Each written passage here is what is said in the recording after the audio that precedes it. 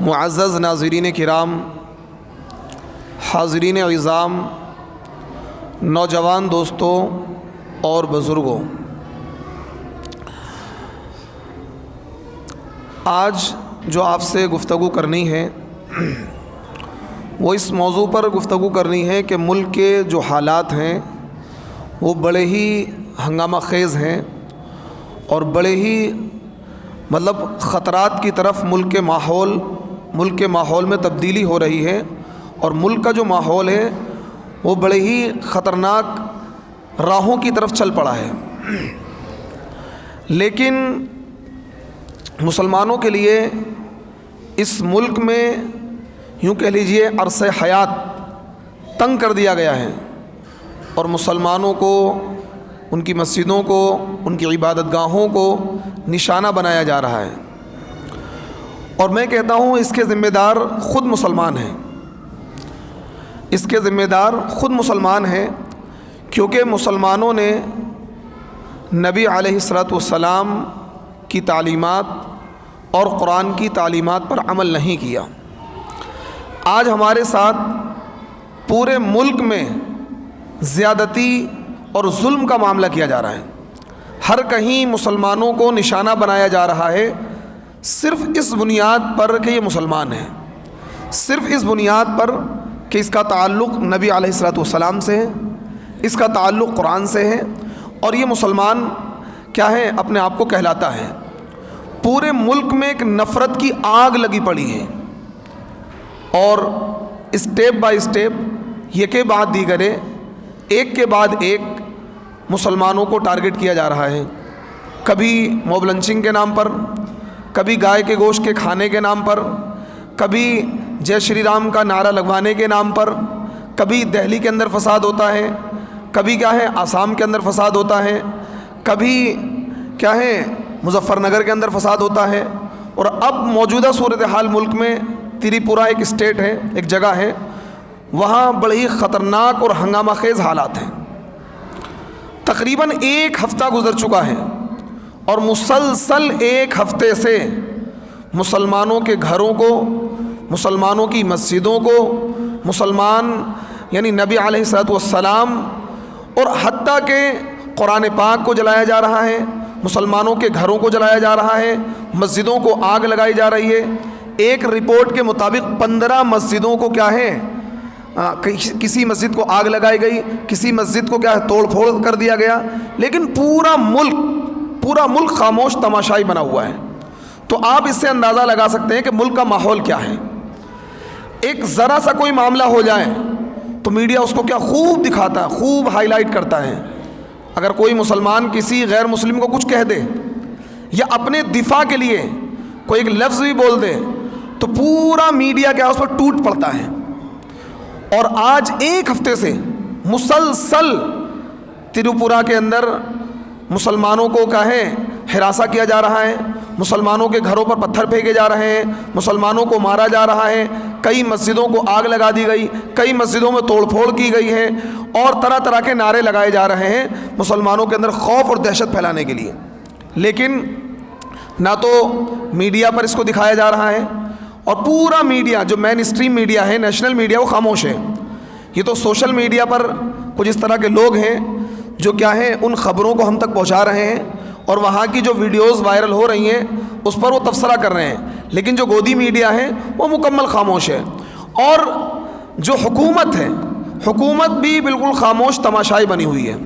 آپ یہ دیکھیے کہ وہاں کی ایک ویڈیو سامنے آئی، اور یہ دیکھا گیا کہ پولیس کھڑی ہوئی ہے اور اسی طریقے سے فوج کھڑی ہوئی ہے، اور وشو ہندو پریشد کے آتنکوادی، وشو ہندو پریشد کے وہ کیا ہے دہشت گرد، وہ کیا ہے ان کے خلاف کیا ہے ان کو ہٹا کر اور کیا ہے اپنا آتنکواد پھیلا رہے ہیں، اپنی دہشت گردی پھیلا رہے ہیں، لیکن وہ فوج اور وہ پولیس بالکل خاموش تماشائی بنی ہوئی ہے۔ اور وہاں کی پولیس یعنی گھر مسلمانوں کے جل رہے ہیں، عبادت گاہیں مسلمانوں کی کیا ہے جل رہی ہیں، مسلمانوں کی جان کو نقصان ہو رہا ہے، مسلمانوں کے مال کو نقصان ہو رہا ہے، لیکن وہاں کی پولیس یہ کہہ رہی کہ سارا سب کچھ ٹھیک چل رہا ہے۔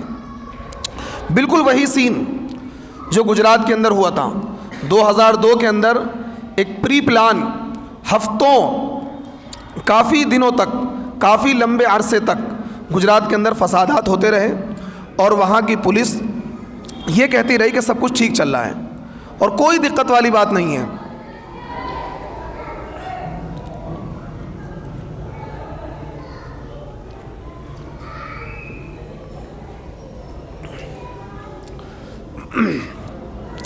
اسی طریقے کے حالات آج تریپورہ کے اندر ہیں۔ وہاں کی جو پولیس ہے وہ یہ بیان دے رہی ہے کہ یہاں کچھ بھی نہیں ہوا ہے، جبکہ کئی ساری ویڈیوز ایسی وائرل ہو رہی ہیں جس کے اندر مسجد میں آگ لگاتے ہوئے دیکھے جا رہے ہیں، اور وہ لوگ ہزاروں کی بھیڑ نعرے لگا رہی ہے کہ اگر تریپورہ کے اندر کیا ہے ملا گیری نہیں چلے گی، اور نعوذ باللہ ایسے نعرے لگا رہے ہیں جس کو میں زبان پر نہیں لا سکتا ہوں۔ نبی علیہ الصلوۃ والسلام کی شان میں وہ لوگ گستاخی کر رہے ہیں، اور پورا ملک اور پورا میڈیا، پورا پرشاسن اور پوری مودی گورنمنٹ کیا خاموش تماشائی بنی ہوئی ہے۔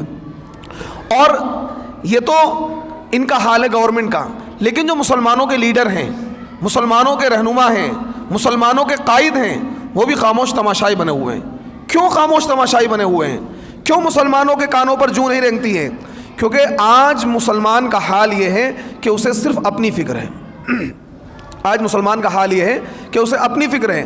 اگر کسی اسٹیٹ میں فساد ہوتا ہے تو دوسرے اسٹیٹ کے لوگ یہ سمجھتے ہیں کہ بھئی ہم تو محفوظ ہیں۔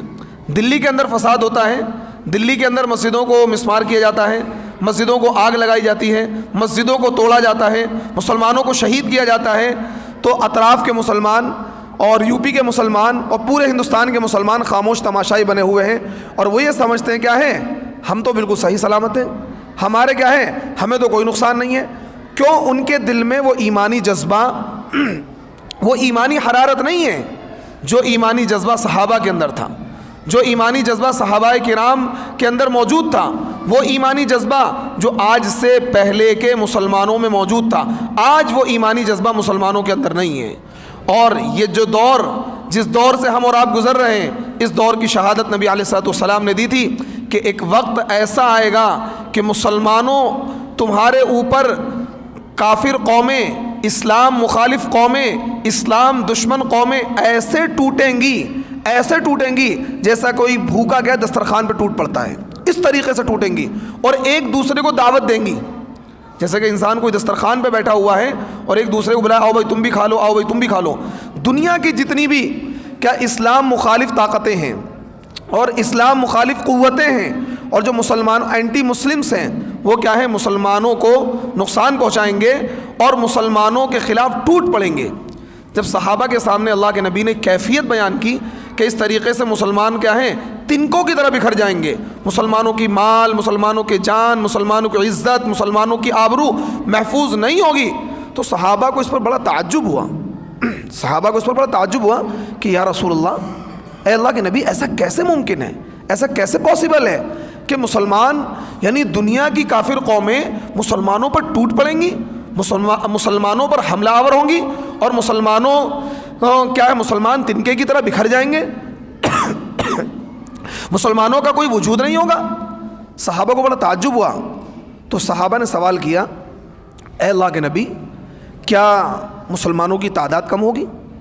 کیا مسلمانوں کے پاس مال و دولت کی کمی ہوگی؟ تو اللہ کے نبی صلی اللہ علیہ وسلم نے ارشاد فرمایا، نہ تو مسلمانوں کی تعداد کم ہوگی اور نہ ہی مسلمانوں کے پاس مال و دولت کی کمی ہوگی، لیکن دو باتیں مسلمانوں کے اندر پیدا ہو جائیں گی جس کی وجہ سے مسلمانوں کے اوپر یہ ساری آفتیں آئیں گی۔ وہ دو باتیں کون سی ہیں؟ اللہ کے نبی نے ارشاد فرمایا، حب الدنیا و کراہیت الموت۔ مسلمانوں کے دل کے اندر دنیا کی محبت بیٹھ جائے گی۔ کیا ہو جائے گا؟ مسلمانوں کے دلوں کے اندر دنیا کی محبت بیٹھ جائے گی، جس کا نتیجہ یہ ہوگا کہ مسلمان کیا ہیں وَكَرَاهِيَةُ الْمَوْتِ، موت کی کراہیت، موت سے ڈر، موت کا خوف ہر مسلمان کے دل میں بیٹھ جائے گا۔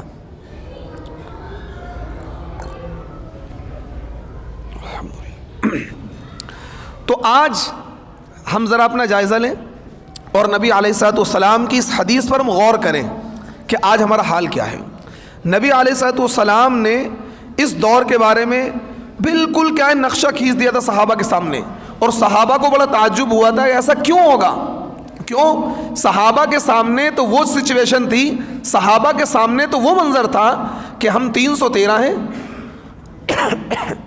ہم 313 ہیں اور سامنے کیا ہے 1000 کا لشکر ہے، ہم مٹھی بھر ہیں، سامنے کیا ہے ہزاروں کا لشکر ہے، لیکن ہم نے ہر موقع پر کیا ہے کفریہ طاقتوں کو شکست فاش دی ہے، اور ہمارے سامنے کفر کی ہمت نہیں ہے کہ ٹک سکیں اور کیا ہے ہمارے سامنے ڈٹ سکیں۔ تو ایسا کیسے ممکن ہوگا؟ انہیں تعجب تھا اس بات پر کہ مسلمانوں کے خلاف دنیا کی قومیں کیسے ٹوٹ سکتی ہیں، جبکہ مسلمان تو ایک بہادر قوم ہے، مسلمان تو ایک جرأت مند قوم ہے، ایسا کیسے ہو سکتا ہے؟ تو نبی علیہ الصلوۃ والسلام نے ارشاد فرمایا 2 چیزیں مسلمانوں کے اندر پیدا ہو جائیں گی جس کی وجہ سے مسلمانوں کے ساتھ یہ معاملہ ہوگا، حب الدنیا و کراہیت الموت، کہ مسلمانوں کے دلوں کے اندر دنیا کی محبت بیٹھ جائے گی اور موت کی نفرت بیٹھ جائے گی، موت سے وہ لوگ گھبرائیں گے، موت سے وہ لوگ ڈریں گے، موت کو وہ لوگ ناپسند کریں گے اور دنیا کی محبت میں کھو جائیں گے۔ آج ہم اور آپ اپنا جائزہ لیں تو نبی علیہ الصلوۃ والسلام کی حدیث ہمارے اوپر فٹ ہوتی ہے۔ آج ہمارے دلوں میں دنیا کی محبت رچی اور بسی ہوئی ہے، آج ہمارے دلوں میں دنیا کی محبت رچی اور بسی ہوئی ہے۔ ہم دنیا کی محبت کے خاطر کیا سب کچھ قربان کیے ہوئے ہیں، دنیا کام کے خاطر نہ ہمیں نماز کی فکر ہے، نہ ہمیں زکوٰۃ کی فکر ہے، نہ ہمیں کسی بھی چیز کی فکر نہیں ہے، کچھ بھی ہوتا رہے ہمیں کیا ہے اپنے کام سے، اپنے کاروبار سے، اپنے بزنس سے، اپنی دکان سے، اپنی فیکٹری سے مطلب ہے، ہمیں دنیا داری سے کوئی مطلب نہیں۔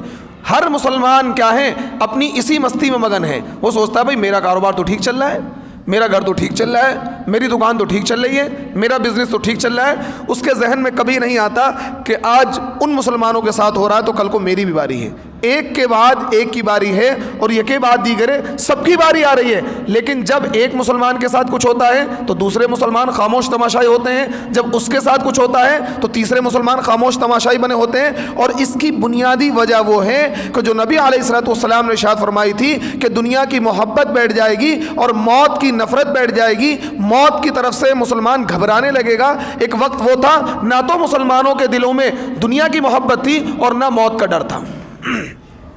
جس قوم کے اندر، یہ تو آپ مسلمان کی بات کر رہے ہیں، آپ پوری تاریخ کو پڑھ لیں، پوری ہسٹری کو پڑھ لیں، وہی قومیں کامیاب ہوتی ہیں جن کے دلوں کے اندر کیا ہے دنیا کی محبت نہیں ہوتی ہے، اور وہی قومیں کامیاب ہوتی ہیں جن کے دلوں میں موت کا ڈر نہیں ہوتا ہے، موت کا ڈر نہیں ہوتا ہے۔ جو قوم ڈر کو نکال دے، خوف کو نکال دے، اور ہمارے یہاں ہمارا تو اتنا مضبوط عقیدہ ہونا چاہیے کہ قرآن پاک میں اللہ تعالیٰ نے ارشاد فرمایا کہ وَلَن يُؤَخِّرَ اللَّهُ نَفْسًا إِذَا جَاءَ أَجَلُهَا إِذَا جَاءَ أَجَلُكُمْ فَلَا يَسْتَأْخِرُهُمْ۔ حدیث پاک میں اللہ کے نبی نے ارشاد فرمایا کہ جب انسان کی موت کا وقت آئے گا تو جب تک کہ وہ اپنی سانسوں کو، اپنے رزق کو مکمل نہیں کر لے گا، حتیٰ کہ وہ آخری لقمہ جو اس کے لیے مقدر ہو چکا تھا، جب تک کہ وہ آخری لقمہ کھا نہیں لے گا، جتنی سانسیں اللہ نے اس کی متعین کر دی تھیں اتنی سانسیں وہ نہیں لے لے گا، اس وقت تک اسے موت نہیں آئے گی۔ اور جو وقت موت کا اللہ نے متعین کیا ہے، فکس کیا ہے، اس وقت میں ایک سیکنڈ نہ تو گھٹ سکتا ہے نہ بڑھ سکتا ہے، یہ ہمارا عقیدہ ہے۔ اگر کوئی انسان یہ سوچے کہ بھائی میں گھر میں بیٹھا رہوں اور میں تو کیا ہے باہر نہ نکلوں اور کسی معاملے میں نہ پڑھوں تو کیا ہے میں موت سے بچا رہوں گا، نہیں۔ جو موت کا وقت اللہ نے لکھ دیا ہے وہی اسی وقت پر موت آنی ہے، نہ تو اس سے پہلے آنی ہے نہ اس سے بعد میں آنی ہے۔ اگر موت آنی ہوتی تو خالد بن ولید رضی اللہ تعالیٰ عنہ 125 جنگیں لڑی ہیں، کتنی؟ 125 جنگیں، اور بڑی بڑی خطرناک جنگیں لڑی خالد بن ولید رضی اللہ تعالیٰ عنہ۔ 125 جنگیں ایسی جنگ لڑی ہیں کہ ہزاروں کا لشکر سامنے ہے اور مٹھی بھر فوج لے کر کیا ہے دشمنوں کے لشکر میں کود پڑے اور دشمنوں کو تہہ تیگ کر دیا۔ خالد بن ولید رضی اللہ تعالیٰ عنہ کہ پورے جسم میں کوئی جگہ ایسی نہیں تھی جہاں پر زخم نہ ہو، پورے جسم میں کوئی جگہ ایسی نہیں تھی جہاں پر زخم نہ ہو، زخم کا نشان نہ ہو، کہیں تیر کا نشان ہے، کہیں تلوار کا نشان ہے، کہیں نیزے کا نشان ہے، کیونکہ ظاہر سی بات ہے انسان 125 جنگیں پوری زندگی اس بندے نے جنگ میں ہی گزار دی ہو تو ظاہر سی بات ہے جنگ میں انسان کیا ہے زخمی بھی ہوتا ہے، اسے چوٹیں بھی لگتی ہیں، لیکن کیونکہ موت مقدر نہیں تھی جنگ کے میدان میں تو کیا ہے انہیں موت نہیں آئی، اور موت اپنے وقت پر آئی اور بستر پر آئی، میدان جہاد کے اندر انہیں موت نہیں آئی، کیونکہ اللہ نے ان کی موت جہاد کے میدان میں نہیں لکھی تھی۔ اس سے کیا پتہ لگا؟ اس سے پتہ یہ لگا کہ جب تک انسان کی موت کا وقت نہ ہو اس وقت تک کیا ہے انسان کو موت نہیں آ سکتی ہے۔ ہم نے بے شمار واقعات دیکھے ہوں گے، اصل میں واقعات تو لوگ دیکھتے ہیں، لیکن جب انسان غور و فکر کرتا ہے، تدبر کرتا ہے، تو اسے ہر چیز میں کیا ہے کچھ نہ کچھ نصیحت نظر آتی ہے۔ ایسے کیسز دیکھے ہوں گے کہ انسان کیا ہے بالکل موت کے منہ سے نکل آیا، بالکل ایسا لگا کہ اب مر ہی جائے گا۔ ایسے بے شمار کیسز ہیں، انسان کیا ہے ہوائی جہاز کریش ہونا سب مر گئے، ایک بندہ بچ گیا، ایسے کیسز آتے ہیں۔ بالکل کہیں سے کہیں تک بچنے کی امید نہیں تھی، اور ایسا بندہ کیا ہے بالکل کیا ہے 2 فٹ اونچائی سے گرا، مر گیا۔ کیوں؟ اس کی موت مقدر تھی۔ ایسے لوگ 8 منزل اوپر سے گر کر نیچے گر کے کیا بچ جاتے ہیں، ان کی موت مقدر نہیں ہوتی، اور ایسے لوگ 4 پائی سے نیچے گرے انتقال ہو گیا، ایسے لوگ بھی ہیں۔ تو اس سے یہ پتہ لگتا ہے کہ جب انسان کی موت کا وقت آئے گا اسی وقت اسے موت آئے گی، اس سے پہلے اسے موت نہیں آئے گی۔ حضرت خالد بن ولید رضی اللہ تعالیٰ نے 125 جنگیں لڑیں، اور جنگوں میں اتنے زخمی ہوئے، اتنے زخم ان کے اوپر آئے ہیں اس 125 جنگوں میں کہ ان کے جسم کا کوئی حصہ ایسا نہیں تھا، ہاتھ پیر ہر جگہ کیا ہے کہیں نہ کہیں زخم لگے ہوئے تھے۔ لیکن جب خالد بن ولید کا آخری وقت آتا ہے تو اس آخری وقت میں خالد بن ولید بستر مرگ پر موجود ہیں اور رو رہے ہیں، بلک رہے ہیں۔ صحابہ کو بڑا تعجب ہوا، اتنا بہادر جرنیل، اتنا بہادر کمانڈر، اتنا بہادر سپہ سالار کیا موت سے ڈر گیا؟ رو رہے۔ تو صحابہ نے عرض کیا، اے خالد تم تو وہ ہو کہ جب تم کسی لشکر میں سپہ سالار بن کر جاتے تھے تو سامنے والے لشکر کے کیا ہے چولے ہل جاتی تھی، سامنے والا لشکر کیا ہے کپکمانے لگتا تھا کہ خالد بن ولید کی قیادت میں یہ لشکر آ رہا ہے۔ اور یاد رکھو خالد بن ولید دنیا کے وہ کمانڈر ہیں، ایڈورڈ گبن جو ایک عیسائی رائٹر ہے، اس نے اسلام کی فتوحات پر 22 والیوم میں 22 جلدوں میں کتابیں لکھی ہیں، صحابہ کی فتوحات پر، صحابہ کے 50 سالہ دور کو اس نے کیا ہے نقل کیا ہے 22 والیوم میں۔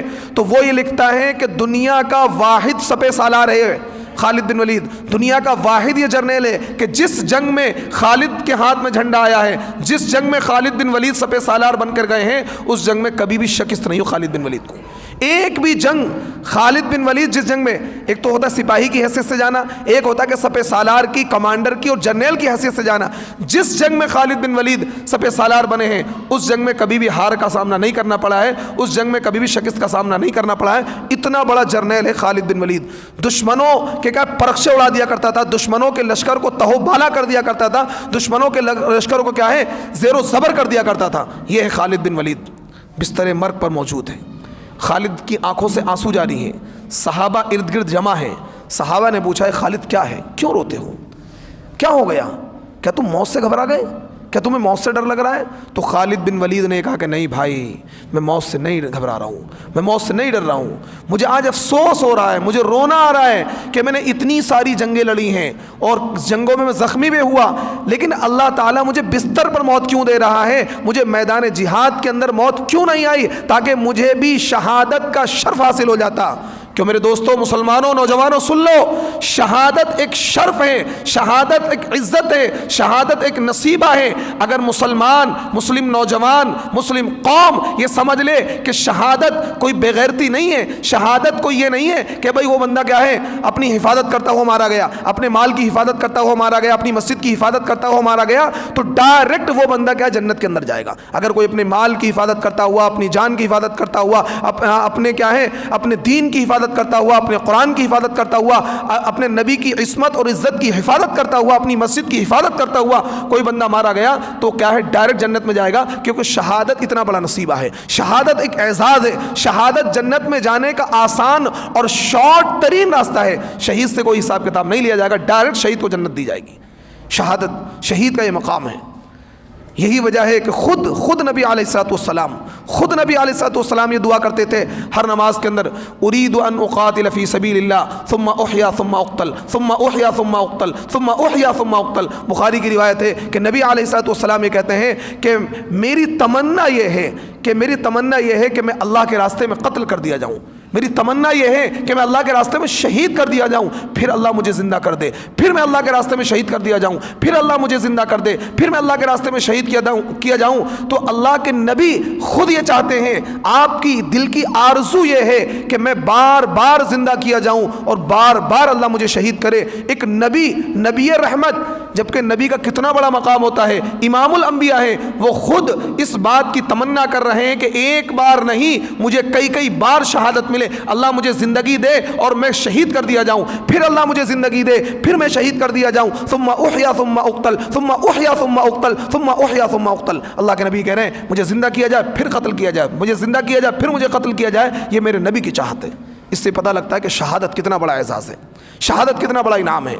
اس طرح کی سچویشن اگر کہیں پیش آئے، میں مسلمانوں سے کہنا چاہتا ہوں، اگر اس طرح کی سچویشن کہیں پیش آئے کہ کیا ہے آتنکوادی اور دہشت گرد قسم کے لوگ کیا ہے مسلمانوں پر حملہ آور ہو جائیں، تو مسلمانوں کو کسی بات کی پرواہ کیے بغیر اپنے کیا ہے جان کی، اپنی مسجد کی، اپنے قرآن کی، اپنی ماؤں کی، اپنی بیٹیوں کی عزت اور حفاظت کے لیے ان کے مقابلے پر آ جائیں، بزدل بن کے کیا گھر میں نہ بیٹھیں، بزدل بن کے گھر میں نہ بیٹھیں۔ اور اس بات کی اجازت آپ کو آپ کا قانون بھی دیتا ہے، سپریم کورٹ، اور اسی طریقے سے آپ کی جو سنویدھان کی کتاب ہے، اس کتاب کے اندر بھی لکھا ہوا ہے کہ اپنا پروٹیکشن کرنا، اپنی جان کی حفاظت کرنا یہ انسان پر لازم ہے۔ اگر آپ اپنی جان کی حفاظت کرتے ہوئے کیا ہے کسی کو مار دیں گے تو یہ قانوناً اپرادھ نہیں ہے، قانوناً جرم نہیں ہے، کیونکہ آپ نے پہل نہیں کری ہے، ہم کیا ہے ہمیں پہل نہیں کرنی ہے۔ لیکن اگر کوئی پہل کرتا ہے، ہماری جان پر حملہ آور ہوتا ہے، چاہے وہ بھیڑ ہی کیوں نہ ہو، چاہے وہ بھیڑ ہی کیوں نہ ہو، آپ جس طریقے سے اس کا مقابلہ کرنا چاہیں، گولی سے، بارود سے، کسی بھی چیز سے اس کا مقابلہ کرنا چاہیں تو اس کا مقابلہ کریں اور کیا اپنی جان کی حفاظت کریں۔ اس بات کی اجازت ہمارا اسلام بھی دیتا ہے، ہمارا قرآن بھی دیتا ہے، اور ہمارے ملک کا سنویدھان بھی دیتا ہے کہ ہم اپنی جان کی حفاظت کریں۔ بزدلی کی موت نہ مریں، کیا ہے ہاتھ پر ہاتھ باندھ کے نہ بیٹھ جائیں کہ وہ آپ کو مار لیں۔ ایسے بے شمار کیسز دیکھے جاتے ہیں، چند کیا ہے بزدل ہجڑے قسم کے لوگ کیا ہے بھگوا آتنکوادی ایک مسلمان کو گھیر لیتے ہیں، غریب مسلمان کو، وہ 10-20 کیا ہے مل کے اسے مارتے ہیں۔ اگر تم اتنے بڑے کیا ہے طاقتور ہو تو کسی 1 by 1 سے مقابلہ کرو نا، تم 20 لوگ مل کر ایک کو مارتے ہو، کون سا کمال کرتے ہو؟ پھر اس کی ویڈیو وائرل کرتے ہو، خود ویڈیو بناتے ہیں، خود وائرل کرتے ہیں، کیا مقصد ہے؟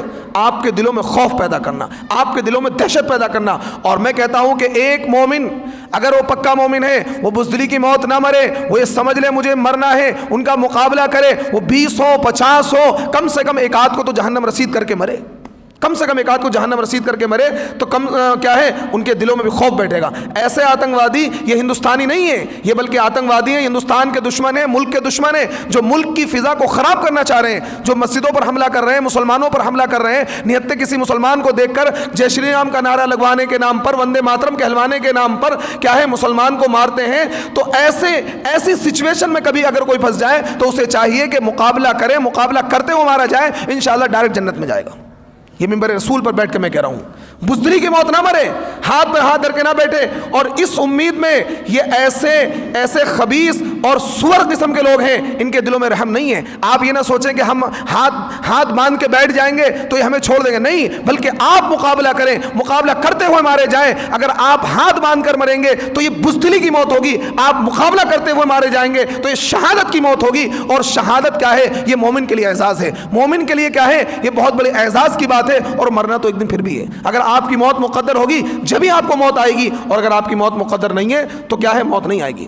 ایسے موقع پر نعرہ تکبیر بلند کر کے، نعرہ تکبیر میں اللہ نے اتنا رعب اور جلال رکھا ہے، آپ اگر اکیلے بھی ہیں اور 20 ہجڑے آپ کے سامنے آ جاتے ہیں تو آپ ان کو مرد نہ سمجھیں بلکہ ہجڑا سمجھ کر اور اللہ کا نام لے کر کیا ہے نعرہ تکبیر لگا کر ان کا مقابلہ کریں۔ آپ ایک کو دو کو کچھ تو کا آپ مقابلہ کریں گے، بزدلی کی موت نہ مرے، اسلام ہمیں یہ نہیں سکھاتا ہے۔ آج ملک کا ماحول اتنا خراب کر دیا گیا ہے کہ مسلمانوں کی طرف سے میڈیا نے اور بی جے پی کی IT سیل نے، سوشل میڈیا پر بیٹھے ہوئے ہزاروں ملک مخالف لوگوں نے، کیونکہ یہ جو RSS کے لوگ ہیں، وشو ہندو پریشد کے لوگ ہیں، بجرنگ دل کے لوگ ہیں، شیو سینا کے لوگ ہیں، یہ ملک کے دشمن ہیں، یہ اس ملک کو کیا ہے تقسیم کرانا چاہتے ہیں، اس ملک کو کیا ہے برباد کرنا چاہتے ہیں۔ یہ ملک کے ہمدرد نہیں ہے، اگر یہ ملک کے ہمدرد ہوتے تو یہ کیا ہے ملک کے اندر کیا ہے امن اور سلامتی کا پیغام دیتے۔ ہندو مسلمان مسلمان جو اس ملک میں ہزاروں سال سے رہ رہے ہیں، امن سے رہ رہے ہیں، پیار سے رہ رہے ہیں، محبت سے رہ رہے ہیں، اس پیار اور محبت کے ساتھ رہتے، لیکن آج انہوں نے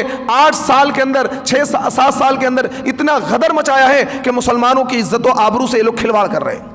ایسے حالات ملک کے اندر کبھی پیدا نہیں ہوئے جس طرح کے حالات اس وقت ملک کے اندر پیدا ہو رہے ہیں۔ اور آپ مسلمانوں سے پوچھتے ہو، مسلمانوں نے اس ملک پر 1000 سال حکومت کی ہے، اگر یہ بہیو مسلمان کرتے تو آج اس سرزمین پر ایک بھی غیر مسلم نہیں ہوتا۔ 1000 سال، تمہیں تو 7 سال ہوئے ہیں، 1000 سال مسلمانوں نے حکومت کی ہے۔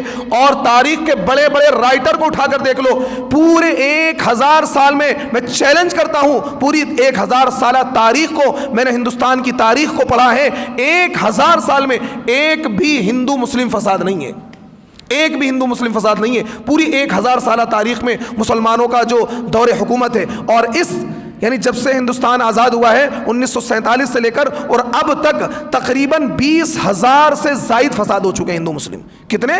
20,000 سے زیادہ فساد ہو چکے ہیں۔ تو یہ آپ کا کیا ہے؟ نظام حکومت ہے، یہ کیا حکومت چلانے کا انداز ہے؟ اگر مسلمان اس طرح کرتے تو اس ملک پر ایک بھی کیا ہے کافر موجود نہیں ہوتا، ایک بھی کیا ہے غیر مسلم موجود نہیں ہوتا، سارے مسلمان ہوتے۔ لیکن مسلمانوں نے اس ملک میں کیا ہے عدل کا پیمانہ قائم کیا۔ اور آپ یاد رکھیں، اگر مسلمان ظلم کرتے، مسلمان مندروں کو چھیڑتے، ہندوؤں کو چھیڑتے تو کبھی حکومت نہیں کر سکتے، کیونکہ اللہ کا نظام ہے، کافر کفر کے ساتھ حکومت کر سکتا ہے، ظالم ظلم کے ساتھ حکومت نہیں کر سکتا ہے۔ 1000 سال حکومت یہ اس بات کی دلیل ہے کہ انہوں نے عدل کے ساتھ، انصاف کے ساتھ حکومت کری ہے۔ ہندو، مسلمان، سکھ، عیسائی تمام لوگوں کو کیا ہے عدل اور انصاف کا پیمانہ دیا تھا انہوں نے، سب کے ساتھ وہ انصاف کرتے تھے، چاہے وہ ہندو ہو چاہے مسلمان ہو، عدل کے ساتھ حکومت نہ کرتے تو 1000 سال حکومت نہیں کر پاتے۔ آج یہی مسلمان جنہوں نے اس ملک کے لیے خون بہایا، اس ملک کے لیے اپنی گردنیں کٹوائیں، اگر ہمارے آباء و اجداد کو یہ پتہ ہوتا کہ مسلمانوں کے ساتھ یہ ہوتا تو اس سے اچھی تو انگریزی گورنمنٹ تھی۔ آج جو مسلمانوں کے ساتھ حالات ہیں، اس ملک کی آزادی کے لیے ہمارے آباء و اجداد نے خون اور پسینہ بہایا ہے، اور جتنا خون مسلمانوں نے بہایا ہے، خدا کی قسم کھا کر کہہ رہا ہوں کہ ان لوگوں کا اتنا پسینہ بھی نہیں بہایا جتنا مسلمانوں کا خون بہا ہے۔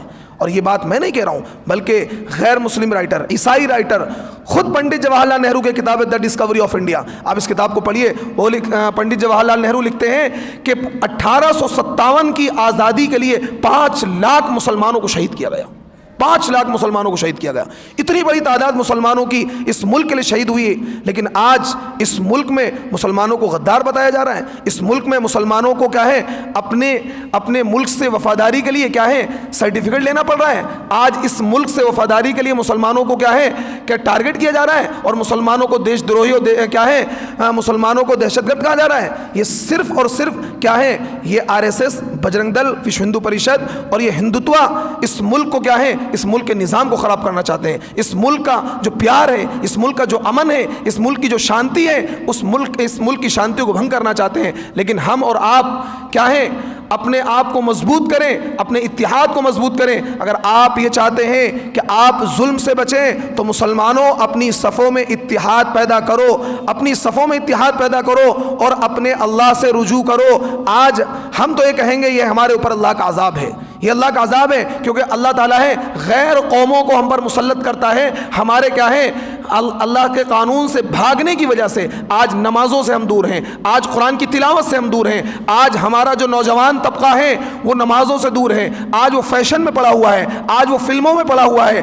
آج وہ گانوں میں پڑا ہوا ہے، آج وہ نشے میں پڑا ہوا ہے، آج وہ عیاشیاں کر رہا ہے، وہ عشق اور معشوق کی داستانیں پڑھ رہا ہے، لیکن وہ قرآن نہیں پڑھ رہا ہے، وہ نبی علیہ الصلوۃ والسلام کی سیرت نہیں پڑھ رہا ہے۔ مسلمانوں اور نوجوانوں، یہ تمہارے اوپر ذمہ داری ہے کہ اگر تم یہ چاہتے ہو کہ تمہارا نام روشن ہو، اگر تم یہ چاہتے ہو کہ تمہارے قدم کیا ہے اس سرزمین میں جم جائے، اگر تم یہ چاہتے ہو کہ ظلم اور زیادتی نہ ہو، تو تمہیں کیا ہے اللہ سے رجوع کرنا ہوگا، اپنے گناہوں سے توبہ کرنی ہوگی، کیونکہ اللہ تعالیٰ نے ہی جب کوئی قوم ظلم میں آگے بڑھ جاتی ہے، اللہ کے قانون کو توڑتی ہے، تو اللہ تعالیٰ تعالیٰ دوسری قوموں کو اس پر مسلط کر دیتا ہے. تو آج ان کو اللہ نے ہم پر مسلط کیا ہے. یہ ہمارے اعمال کی وجہ سے اگر آج بھی ہم اپنے اعمال درست کر دیں, جھوٹ بولنا چھوڑ دیں, غیبت چھوڑ دیں, چغلی چھوڑ دیں, زناکاری چھوڑ دیں, بدکاری چھوڑ دیں اور کاروبار کو حلال طریقے سے کرنے لگے, نمازوں کو پڑھنے لگے اور آپس کا جو اتحاد ہے, اتفاق ہے, آپس میں جو رنجشیں ہیں ان کو ختم کر کے ایک پلیٹ فارم پر آ جائیں, تو دنیا کی کوئی بھی قوم ہمارا کچھ بگاڑ نہیں سکتی. اللہ کا شکر ہے ہماری تعداد کوئی کم نہیں ہے, کیونکہ مسلمانوں نے اس ملک میں اقلیت میں ہونے کے باوجود حکومت کی ہے. تھوڑے مٹھی پر مسلمان تھے, آج تو 20 کروڑ 30 کروڑ کے قریب مسلمانوں کی تعداد ہے. یہ تعداد کم نہیں ہوتی ہے. مسلمان اس ملک میں اقلیت میں نہیں ہے, بلکہ ہندوستان کی دوسری بڑی اقلیت. مسلمان کیا ہے؟ دوسری بڑی اکثریت ہیں. آپ اس کو اقلیت میں نہ جانچیں. مسلمان کیا ہے؟ دوسری بڑی اکثریت ہیں. فرسٹ نمبر پر دوسرے ہندو ہیں, دوسرے نمبر پر مسلمان ہیں. تو اس لیے آپ اس کو اقلیت میں نہ سمجھیں. مسلمانوں کی تعداد بہت بڑی ہے, لیکن آج مسلمان کیا ہے؟ بے حس ہو گئے ہیں, بے غیرت ہو گئے ہیں, آپس کے اتحاد کو ختم کر دیا ہے. قومی جذبہ جو ہمارے اندر تھا وہ جذبہ ختم ہو گیا ہے. اگر وہ جذبہ دوبارہ ہمارے اندر بیدار ہو جائے اور ہم قرآن کے دامن کو مضبوطی سے تھام لیں تو انشاءاللہ کیا ہے, دنیا کی کوئی بھی قوم ہمیں نقصان نہیں پہنچا سکے گی. اب ہمیں کیا کرنا چاہیے؟ کم سے کم ادنا بات تو یہ ہے کہ قانون کے دائرے میں رہ کر ہم احتجاج تو کر سکتے ہیں. قانون کے دائرے میں رہ کر ہم اپنی آواز تو بلند کر سکتے ہیں. قانون کے دائرے میں رہ کر, کیونکہ جب تک ہمارے دم میں دم ہے ہم قانون کی پاسداری کریں گے, اور جب ہمیں لگے گا کہ ایسا اب قانون سے بات نہیں بننی تو اس کو وہ الگ بات ہے. لیکن ابھی ہمیں قانون پر بھروسہ ہے. عدالتوں میں ابھی کیا ہے, انصاف 100% نہیں مرا ہے, اگرچہ مرا ہے لیکن 100% نہیں مرا ہے. تو ابھی عدالتوں پر, قانون پر, سنویدھان پر ہمیں بھروسہ ہے. تو جو اس طرح کے احتجاج ہو رہے ہیں, پاپولر فرنٹ آف انڈیا نے آج کیا ہے تریپورہ بھون میں ایک احتجاج منعقد کیا ہے. جامع مسجد پہ لوگ اکٹھے ہوں گے, یہاں سے پھر وہاں جائیں گے, احتجاج کریں گے. ایک کیا ہے احتجاج, پروٹیسٹ کیا ہے, سنویدھانک ایک طاقت ہوتی ہے. جس طریقے سے کسان کیا احتجاج کر رہے ہیں, پروٹیسٹ کر رہے ہیں, تو اس طریقے سے بھی اگر مسلمان پورے ملک میں احتجاج کریں اور پورے ملک میں پروٹیسٹ کریں تو انشاءاللہ کیا ہے اس پر فرق پڑے گا. تو کم سے کم یہ ادنا چیز ہے, اس پر ہمیں کرنا چاہیے. SDPI کی طرف سے. اچھا, SDPI کی طرف سے. اچھا, SDPI کی طرف سے یہ احتجاج ہے. یہ کہ سیاسی پارٹی ہے, تو جامع مسجد پہ لوگ اکٹھے ہوں گے, پھر یہاں سے تریپورہ بھون جائیں گے. تو ہمیں چاہیے کہ ہم اپنا ٹائم نکال کر اس احتجاج میں شریک ہوں. یہ ادنا درجہ ہے اپنے مسلمانوں سے اظہار ہمدردی کا, یہ ادنا درجہ ہے.